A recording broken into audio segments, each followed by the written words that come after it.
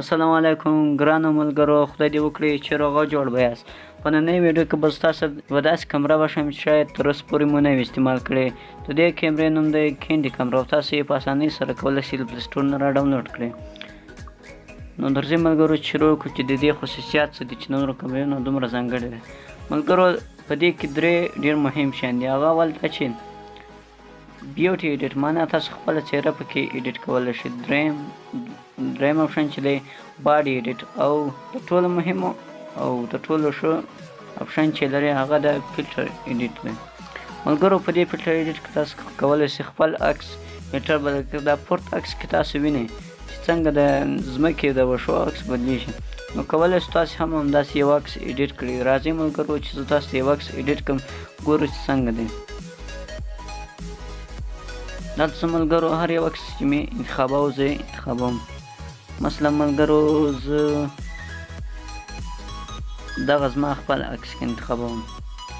دلته ملګرو تاسو وینئ دلته دریم اپشن دا به انتخاب. دلته تاسو وینئ ملګرو دلته تاسو ته څلور اپشنه درکوي چې ډېر مهم اپشنونه دي. اول دا چې د فلټر ايډيټ والا دی.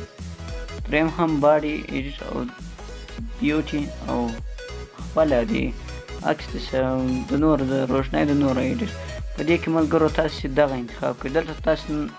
دلته اوس نو تاسو ملګرو ډېر اپشنان چې لکه تاسو کولی شئ خپل عکس ما خپله دا عکس مې په دې کینډي کمره کې ايډيټ کړی ټول.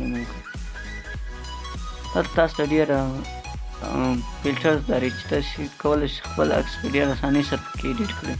ځکه چې څنګه چې ما مخکې دا عکس ايډيټ کړی نو شاید چې ډېر سم نه شي.